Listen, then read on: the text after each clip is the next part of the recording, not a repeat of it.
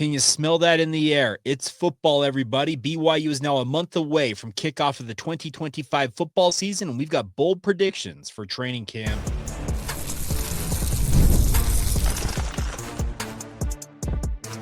You are Locked On Cougars, your daily podcast on the BYU Cougars, part of the Locked On Podcast Network, your team every day. What's up, everybody? Welcome into Locked On Cougars, your daily podcast focused on the BYU Cougars. I'm Jake Hatch, executive producer at the KSL Sports Zone in Salt Lake City, Utah, and a 14-year credentialed media member at BYU. I am your resident expert and insider as your host here on this podcast, and as always, thank you for making Locked On Cougars your first listen of the day. Coming up on today's show, we're talking all things BYU training camps and bold predictions of what I expect to play out over the next month as BYU gets ready for their season opener against Portland State on August 30th. Then we're going to talk about BYU and, some fans that are a little bit upset about the ticket process, especially when it comes to basketball, because they've already sold out their full allotment of season tickets in basketball and football, for that matter. Then we'll finish up today's show with some names to know. If you want to track potential pros from this year's BYU squad, well, our good friends over the East-West Shrine Game have a little cheat guide to help you stay up to date on everything you need to know in that regard. All right, let's dive right in on today's show and talk about BYU training camp. Now, the biggest thing about the month ahead is it is a proving ground. That is the thing about training camp. It is 20-ish, well, it's not 20-ish, it's like 25-ish practices where BYU is going to put these players through an absolute ringer, a gauntlet, whatever term you want to use. They're going to test these guys' mettle and see what they've got in terms of being able to respond in a positive fashion. We spent a long portion of yesterday's podcast, if you're an everydayer, talking about the quarterback situation and how Hans Olsen believes that BYU has an idea, and he believes it's McKay Hillstead that has an opportunity in this first week to seize control of that job. We had Brandon Doman on the KSL Sports Zone yesterday, and he echoed some similar sentiments, but also said that BYU cannot wait too long to decide on a quarterback, even if they don't have one in mind, as Hans contends they do. But they've got to sink a bunch of reps into somebody early on, because you simply put, you cannot waste this month of preparation for whoever that quarterback is going to be. Brandon's opinion, he was a former offensive coordinator in his own right. Obviously, he had to make some of these decisions during his time at BYU. He said that you've got to essentially narrow it in by week 2 and then sink 80 to 90% of the starters' reps into whoever you decide is your quarterback. That does not sound like it's an ideal situation for an upstart like Bear Bachmeier to earn that job. But beyond that, I believe that BYU, while they will decide, or at least they will have an idea of who their starting quarterback is going to be very quickly, I will boldly declare that until a month from now, exactly 31 days away from today, when BYU takes the field against Portland State, that is when, and only when, we will know actually who BYU's starting quarterback is going to be, because, they'll be trotting out there with the first team offense.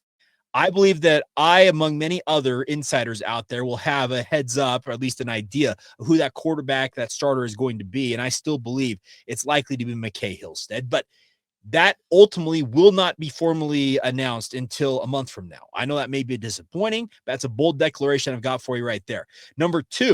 My number two bold declaration is that BYU is going to come out of training camp, I think, with a new crop of leadership, and it's going to be different than last year's leadership. Guys like Connor Pay, etc., who were pretty outspoken and weren't afraid to essentially put their nose on the line and lay it out there for what they thought guys should be doing, and do it quite vocally if need be.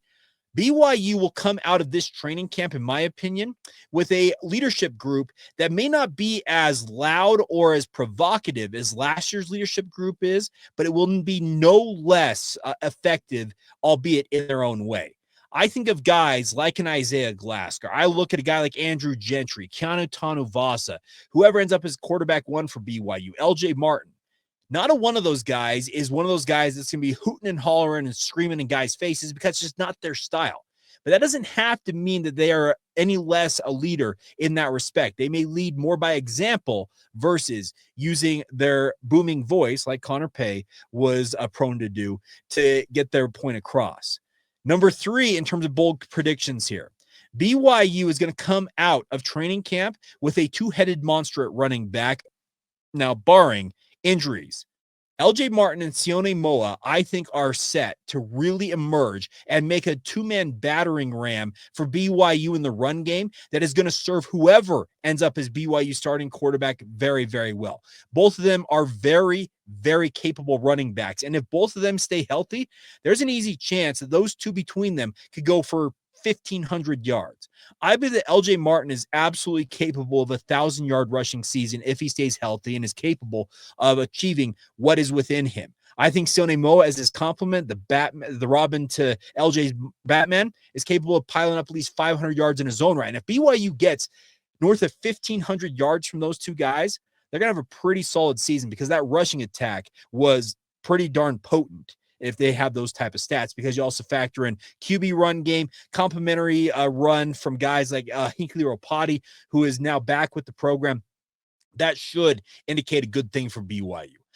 Number 4 in my bold predictions, BYU's defense is going to own training camp. And that's nothing against whoever ends up as BYU starting quarterback. That's nothing against this revamped BYU offensive line. It's nothing against BYU's pretty deep and talented wide receiving core. But Jay Hill's unit, speaking of the overall defense at BYU, is expected to be downright elite. So that shouldn't make you think, oh, man, these quarterbacks are absolutely awful. The BYU can't get anything going against this defense. Quite the contrary. It may have them better prepared in many respects than anything else they could have done over the next month than to go up against the type of defense that Jay Hill plans on fielding this year for the BYU Cougars. I could see it being a top 25 at the very worst type defense, and that in and of itself could help BYU get some extra wins that may not be out there in certain people's minds.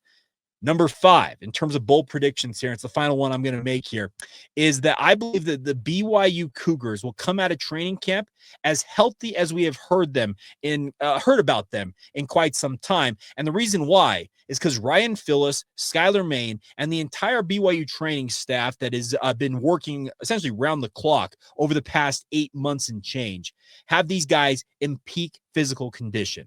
They have invested heavily in sports science. They've invested heavily in having a top tier strength and conditioning staff.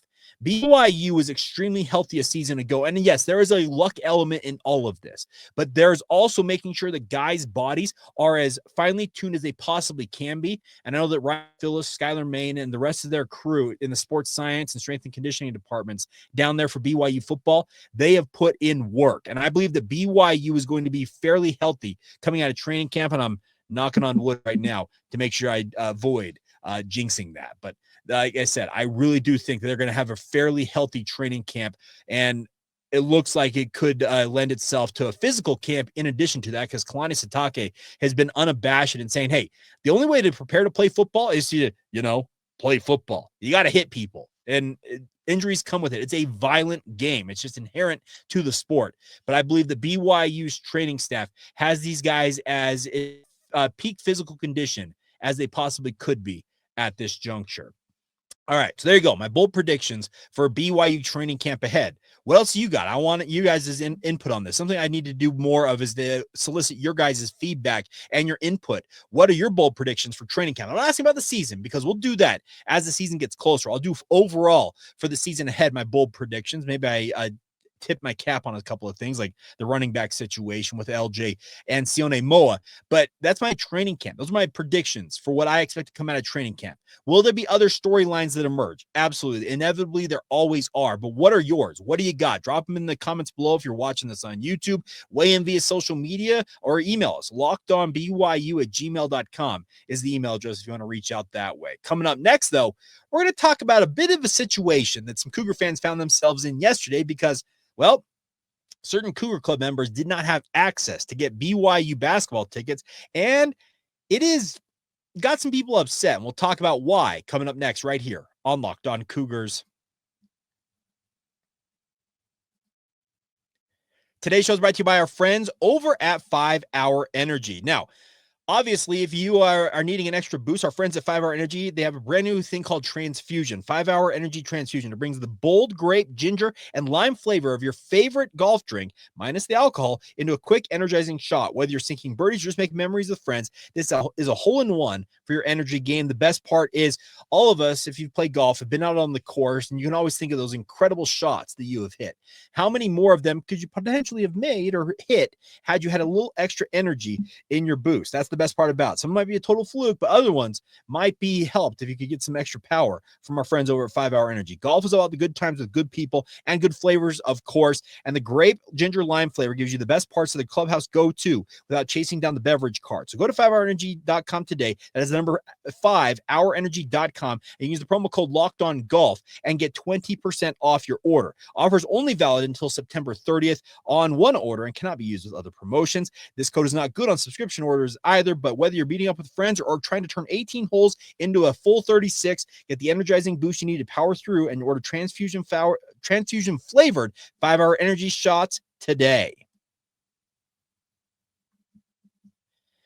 Thank you once again for making Locked On Cougars your first listen of the day. Hope you all are doing fantastic on this Wednesday. It's crazy to think that we're in the latest part of July, but training camp is here. Very much looking forward to that. But BYU Athletics is in a unique spot right now because many of you probably saw this yesterday that BYU basketball, from what I understand, sold out its entire allotment of season tickets for BYU basketball. Now, on its face, that's absolutely remarkable, and it's completely understandable. AJ DeBonsa, Richie Saunders, what Kevin Young and the Cougars accomplished with their Sweet 16 run a season ago, energizing the fan base. It's very easy to see why Cougar fans are very intent on getting out to the Marriott Center this coming fall and winter to watch this basketball team. The problem that seems to have emerged, and I've gotten some feedback from people that were in the Cougar Club, are contributing members of the Cougar Club, not just lay fans who've never been part of the Cougar Club. We're talking silver level. I think it was the last level that had access to tickets yesterday. But as I understand it, within the first hour of those allotments opening, tickets were just gone, plumb gone, completely out. So while I understand that, yes, silver, bronze, even though I think it's like Y-Fan, I think is the lowest level of Cougar Club membership, you're paying the least amount of money into the Cougar Club coffers, but you were aced out of getting tickets. And there's been some frustration on that. The bigger thing is that BYU understands that they're in a whole new ball game. And I use that figuratively because joining the Big 12, it's not cheap. There are millions upon millions of dollars just simply being a member of the Power Four ranks that requires you to invest in your athletics. But beyond that, we're in an era of NIL. We're also in an era now of revenue share, $20.5 million. Now, BYU says they're not going to go to the full limit because I don't know why, but beyond that's beside the point. I've talked about that previously and kind of lamented my thought on that. But the bigger point is, there is so much more money having to be invested in these sports and in BYU athletics in general as a member of the Power Four, as the Big 12, and all this other investment you're having to have. Well, guess who that gets conveyed onto? The fans. And the other thing is it more importantly, if you're looking at it from a dollars and cents figures, that goes to corporate sponsors, that goes to your highest boosters. We're talking the legacy and AD circle type members of the Cougar Club who are contributing thousands, if not millions upon millions of dollars into BYU's athletic coffers. So while I understand the plight of the lay fan, and in interest of full disclosure, last year, I had a pair of season tickets to BYU football, had a pair of season tickets to BYU basketball. I never used them because, as many of you know, I am paid to go to these games. It is one of the perks of the job that I have always treasured, but also have never lost sight of, that I have a privilege. I actually get paid to watch these games. That is absolutely an incredible blessing in my life. I had those pair of tickets to give away to fans. I gave them away to our Locked On Cougars Insider Group members. I reserved that right for them. Well, this year, no such luck. I don't have season tickets for football because they've also sold out 43,000 and change of their full season ticket allotment in football. And then I think it's 18,000 plus in basketball or whatever. And while I respect it, I also feel for the Joe fan out there who wants nothing more than to be able to go support his Cougars, but may be priced out now because the secondary market, let's be honest, people are marking up those tickets. While you may from time to time find a person who's just taking it for face value, more often than not, people are marking those tickets up. And it's unfortunate because there's a lot of fans out there, and I'm no stranger to this. I'm in my 30s. I've got 3 kids under the age of, I guess, 9 now. And the thought of me being able to fork over enough cash to take my entire family to a BYU athletics contest is pretty daunting. And I have a relatively small family compared to some out there. So while I understand BYU needing to raise as much money as possible, because that's what they need to do. Brian Santiago and his brain trust inside BYU athletics, that is their charge. They have to eat what they kill. They will never get a dime, a nickel, or a penny from main campus to fund BYU athletics. And yes, they're also getting more money coming into these coffers, but that payout isn't ultimately coming until the end of this upcoming academic year. I'm talking about the full allotment of media rights money, NCAA tournament payouts, etc., from the Big 12 Conference. So BYU is being smart, speaking of BYU athletics, with its money, but it's also needing to take as much money off of corporate sponsors and anybody else who can contribute significant amount of money into those coffers. And that is why there is a favoritism, if you want to call it that, towards those individuals getting first crack at tickets. Yes, I heard about potentially corporate sponsors and friends of the program getting access even before Cougar Club members did for BYU basketball. While I have my issues with who should have priority access and the like, I also understand it, because you're trying to make sure that you keep the people who fund a lot of this operation in your good graces. But at the same time, I hope at some point there can be a balance struck between, yes, corporate sponsors, big-time boosters, but also these fans out here.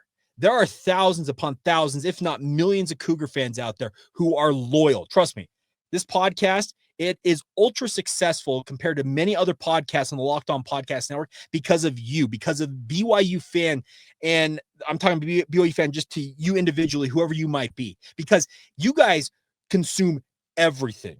We joke about it on the Locked On Podcast Network. I call it the BYU bump, and it is legitimately a thing. If I go on one of the other Locked On Locked On Podcast, man, I'm getting inside my own head. If I go on one of those shows, guess what? Cougar fans follow and they watch that show, and it's a bump. There's a spike in viewership.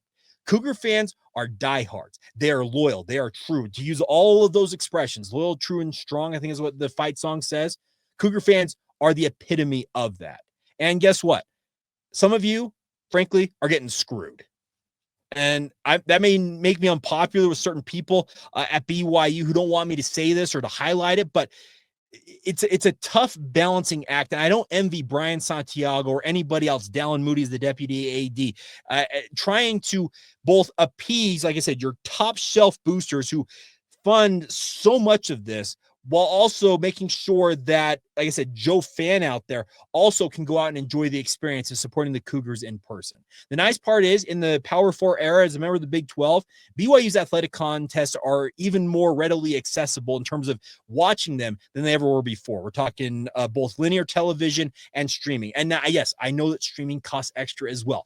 As I said, all of this money, all the money that's being raised, it's being ultimately conveyed to you, the fan. Increased prices and ticket prices overall, even if you're a Cougar Club member, then you also have increases, I'm sure, in concessions when you get to the events. It's unfortunate, but it's also the price of doing business in this day and age of college athletics. So while you may not like it, understand that it's essentially a math equation. How do we go about funding and helping Cougar athletics, BYU athletics, win at the highest level? That's the charge that BYU athletics apparently has been charged with, according to Brian Santiago. He's told this story multiple times. I think it was Henry B. Eyring said, be remarkable, be nationally renowned. Well, the way to do that is to win. And to win, you got to invest money in it. And the way to invest money in it, you got to have those boosters who have got the deepest pockets available to you guys funding your ventures. So, yeah, I get the frustration from many Cougar fans out there. Some of you contributing Cougar Club members who are aced out. I was just last year, remember, I said I had the 2 pairs of tickets. I'm not a Cougar Club member. I just got it as a regular fan. I waited until the allotments essentially went through all the different ranks, and then I bought them as just a regular fan. Trust me, they've approached me multiple times about joining the Cougar Club, but it's just it feels like being a journalist, and yeah, whatever. That's beside the point. But it's a tough deal. And I understand the plight of the regular fan out there, but I also see it from the other side of things and say, this is just simply the price of doing business. And BYU's wanted, you Cougar fans out there, you want a BYU to play at this level, to play in this sandbox? Well, guess what? It costs a pretty penny, if not gazillions of them, to have BYU playing at this level. And unfortunately, it's going to cost some fans a chance to go out and watch the Cougars for a full season when it comes to basketball or football. And the hope is that maybe you get out to 1, 2, 3, 4 games via the secondary market or single tickets, etc. All right. So I'll step off the soapbox now, but coming up next, we're going to talk about some guys that if you're trying to track, okay, who from this BYU football team this year are guys that I should have my eyes on in terms of, hey, potential pro implications, could be in the NFL this time next year, and you want to essentially, be in the know on who they are. Well, our friends at the East West Shrine Game put out a really, really nice cheat sheet, and we'll explain who those players are and why you should pay attention to them coming up next, right here on Locked On Cougars.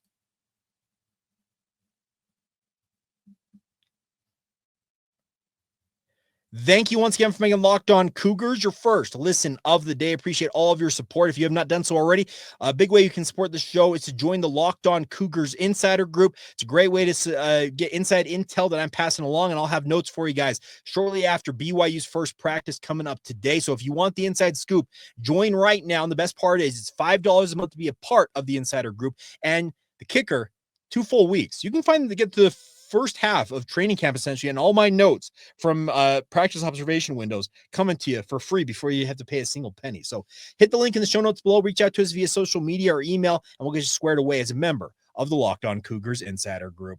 All right.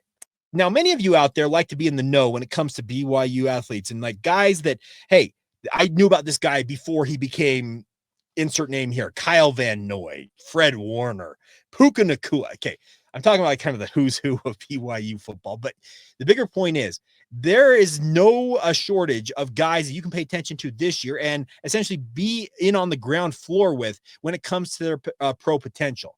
The East West Shrine Game, which is, I think it's run every single year for many years. Danny, I know that you're one of my longtime listeners. You know more about this because you're part of the Shriners organization, as I understand it. But it's been going on for years, and it brings a lot of athletes for a showcase event coming up in January.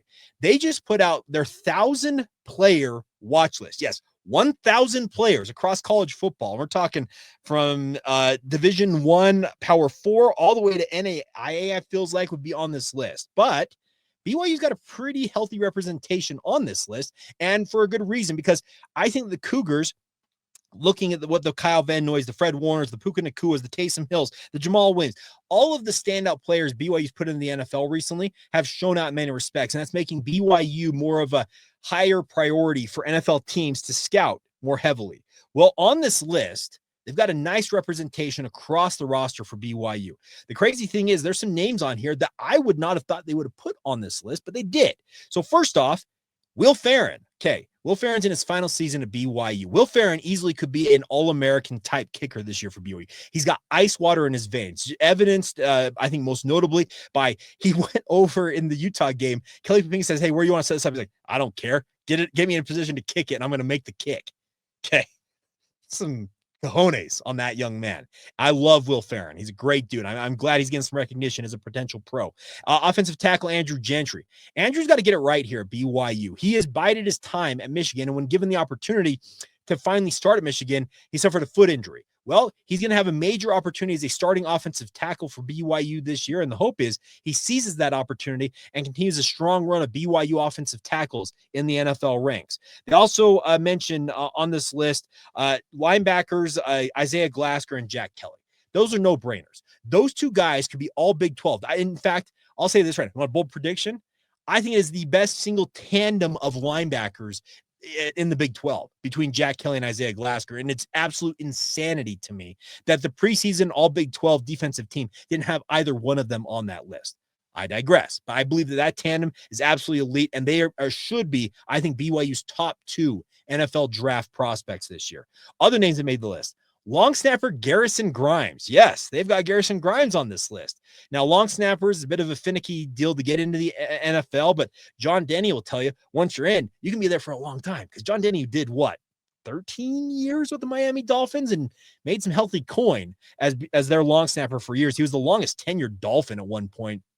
for a pretty significant stretch. Also on the list, Parker Kingston is a wide receiver. Now, Parker, I think, contributed in special teams and wide receiver, and the NFL values that from wide receivers who can contribute in both facets. Parker's calling card is versatility. Well deserved to be on this list. Also have wide receiver Chase Roberts. I think Chase, had he left last year, probably ends up as a late round pick. He absolutely would have made an NFL training camp, but he decided to bring it back, run it back at BYU. And I think if he has the type of season he envisions in his mind, he could maybe improve his draft stock ever so little. He still probably is a day 3 guy because he didn't have maybe the top end speed that the NFL is looking for, but he's ultra productive, ultra reliable, and I look forward to seeing what he's capable of. They also include Waylon Lapuaho as an offensive guard. I think he's an absolute mauler. I actually think Waylon Lapuaho is one of the best unsung NFL draft prospects BYU has. He's a road grader on the offensive line. He's going to emerge as a leader, it feels like, of the line this year, with guys like Connor Pay moving on from the program. But Waylon, I'm glad he's on this list. They also include Keanu Tanavasa. Keanu Tanavasa, if he stays healthy, he's going to be an NFL draft pick. He is just that dominant, that good, that disruptive as a defensive tackle. Not surprised he's on this list. They include LJ Martin. Now, LJ is a junior. He's got 2 years of eligibility remaining. And could he leave after this year? Well, if he puts up a 1,000-yard season and does it in pretty prolific fashion and shows everything he's capable of, I could see him entertaining it maybe, but it's interesting to see him on this list. And the final guy, I am so glad he's on this list because I think much like Waylon Lapuaho, he gets kind of lost in the shuffle. Safety Tanner Wall. Tanner has been a guy, as many of you know, is a walk-on wide receiver who transitioned to defensive back and has fended off 4-star prospects like Falatau Satuala to maintain a starting job. And I think he has an outside shot if he has the type of senior year he could have this year at being drafted and being an all Big 12 type player. Tanner is that reliable. There's a reason why Jay Hill puts him on an island as that deep safety in that single high look, because he trusts him to clean up issues in front of him, and more importantly, also make plays. Tanner is a playmaker, and I love watching him play games, and we'll see what ultimately transpires this year, but I'm glad he made this list. So those are the names that they have on the East-West Shrine Bowl 1,000 player watch list. So if you want, like I said, you want to get on the ground floor, to use that expression with some of these guys, those are the names to know. Are there other names out there you're probably going to be wondering to yourself, does Jake think other names should be on that list? In time, I think there are. I think Jackson Kirkland could play himself into that mix. I also think Isaiah Jota at offensive tackle could do that same thing, but they've got to go out there and prove it because they just don't have a lot of tape, if that makes sense. I also think that Evan Johnson, Maury Bamba could find their way, but I think this is a fairly good representation of the depth and breadth of talent in BYU's roster right now. But more importantly than that, it gives these guys a platform to go out and really start to emerge when it comes to their pro prospects. So there you go. That's what I got for you guys. Looking forward to being out of BYU practice. I'm going to record it'll probably be a YouTube short. I think I'm going to utilize that a little bit more because they don't have to be 60 seconds anymore, but 3 minutes. So like kind of a quick deep dive on what I took away from day 1 of BYU practice. Keep your eyes out for that. I'll get that posted shortly after practice. Insider group members, you'll get those notes before I even do that. So if you want the latest and greatest access to myself and what BYU has on the field in day 1 of training camp, hey, another plug, join the Locked On Cougars Insider Group and be on top of it from the jump. All right, that's going to do it. As always, thank you for all of your support. You guys are the lifeblood of this podcast. It does not exist or succeed without you. So thank you for subscribing, rating, and reviewing, and being a part of it every single day. And as always, thank you for making Locked On Cougars your first listen of the day. And thank you for being an everydayer right here on the Locked On Podcast Network.